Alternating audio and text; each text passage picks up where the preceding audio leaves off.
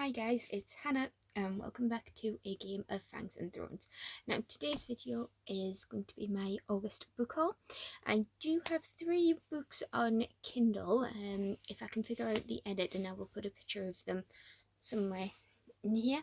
But if not, you'll just have to imagine the covers. So the first one is The Foundling by Stacey Halls, or Halls. And this is the author of The Familiars, which is here, which I haven't read yet, and to be honest, it's a total cover buy because I don't even remember what it's about. Then we have Harrow the Ninth by Tamsin Muir, which is a sequel to Gideon the Ninth. And again, Gideon the Ninth followed Gideon, whereas Harrow the Ninth follows Harrow in the same world, which was bizarrely crazy and brilliant. You have your lesbian, it was built to me as lesbian necromancers in space.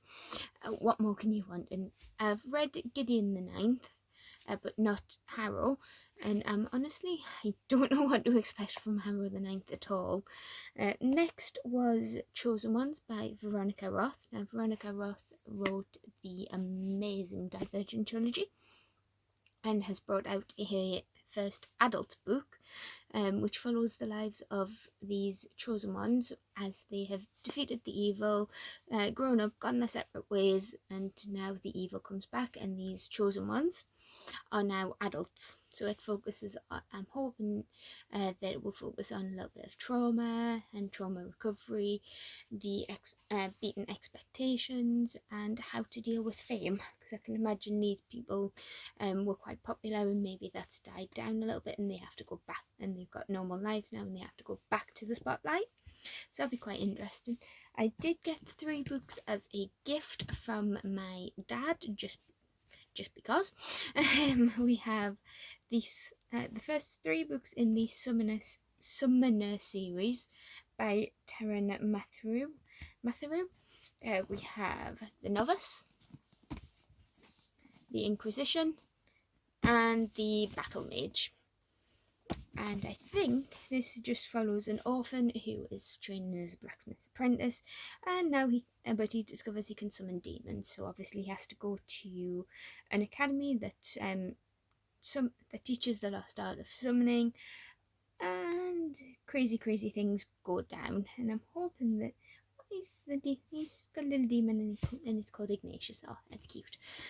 So yep, and we have them. Then we have the 3rd book in the Dark Dawn trilogy by J. Kristoff. I haven't read Nevernight or God to Grave yet, so I'm not going to look at the back, but as I understand it, Nevernight follows the story of Mia, who becomes an assassin to I'm sure she's to get revenge on the people who killed her parents, and it's very adult. So yeah. Oh, and Summoner is middle grade to YA, I would say, judging by the cover and the synopsis there. As we have Dark Dawn. Then we have a thriller, which is interesting for me because I don't really go for thrillers, but I was watching some old videos by Emma from Drinking by My Shelf, and she was reading You Are Not Alone by Greta Hendricks and Sarah Pekkanen. That always makes me think of Dark Materials and Pekkanen. Yeah, but in this one we follow Shay, who is in a bit of a normal life. Her job's a dead end, and she's got a lonely life. Then she meets the Moore sisters, Cassandra and Jane, and it looks like things go down between the 3 girls. So then we have City of Brass by S.A. Chakraborty, and I'm sure you don't need to tell me to tell you all about this one. It's been around on BookTube for a while. It's 18th century Cairo, thief. Nari, our main character, seems to be a thief. She gets she has some magic, but it's more sleights of hands and tricks. But it looks like there's more to it than that, and she ends up getting whisked away on this magical journey. So yep, we have that one. Then we have Tidelands by Philippa Gregory. And to be honest, this is an auto-buy. I have so many Philippa Gregory books. But this one seems to be more about ordinary people in Sussex in 1648 in the middle of a civil war. Now, I cannot tell you which one it is because my history is awful. But yeah, we follow Eleanor, who seems to be a widow, or at least a unmarried woman. She seems to be suspected of possessing dark secrets. I wonder if she's been accused as a witch. But then she meets James, who seems to show up in the middle of the night, and she seems to get a bit close to him. But there is that question of whether James is a spy or if he's just unlucky. So yep, we have Tidelands. Then we have Venom, which is the sequel to Isles of Storm and Sorrow, which I haven't read. And if you saw my TBR, which went up last week, either Monday or Friday last week, you'll see that I am hoping to read this one in September, and I talk about the first book in that video as well, which is Viper, and that is by they're both by Bex Hogan. Then we have a non-fiction book. We have this massive brick.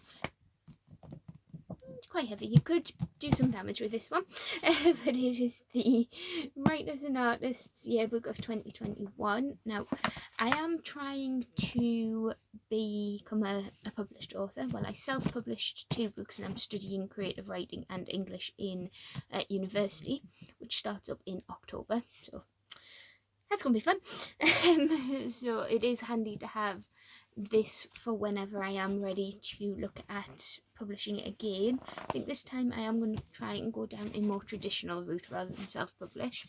And so, yep, this will come in handy. And plus it's good for killing spiders. And then we have 2 hardbacks. Now these, one was from Fairy Loot and one was from Illumicrate. And let's see if I can get this right. Right, so we have Star Daughter by Shavita Thekara, which is absolutely gorgeous. I don't think my camera is going to pick it up, but you can see that the edges are gold and they are shimmery. Oh, there. Look, this is what the cover looks like, and this, because it is Fairy Loot, it is signed, but that's what it looks like naked. And then we have this gorgeous, gorgeous character art. Looks really, I am really excited to read this one, but not quite yet. I have so many other books to read, as you'll know if you saw my TBR. But this one is about Sheetal, who is the daughter of a human and a star. Her mother is gone back to the sky, and Sheetal has to hide that part of her. But when she's 17, she injures her father accidentally using starfire, and only a full star, like those of her mother, are the ones that can heal her. So she has to go to she has to ascend to the sky, and it looks like there is a competition happening. So that looks really cool. And obviously she agrees just to try and save her dad. But obviously there's going to be more to it, and we might see a little bit of a dark side to what we always associate as the night sky, which is quite magical in and of itself. And I believe this one is based on Indian or Desi mythology. If I offend, I don't mean to. I'm sorry. But yep, we have that one. And then the last book is 7 Devils by Elizabeth May and Laura Lamb, and this is another one on my TBR for this month. This is the Illumicrate box for August. Oh, I don't know anymore. But yeah, we've got this is sci-fi, which is a little bit different for myself, so obviously I've popped it straight onto that TBR. But we have a princess in disguise, Eris. She's joined the Noventine resistance. She meets up with an old enemy, Claw, who was a resistance fighter pilot, and they obviously go try to take down the Empire, which gives me major Star Wars vibes, and it's the original Star Wars.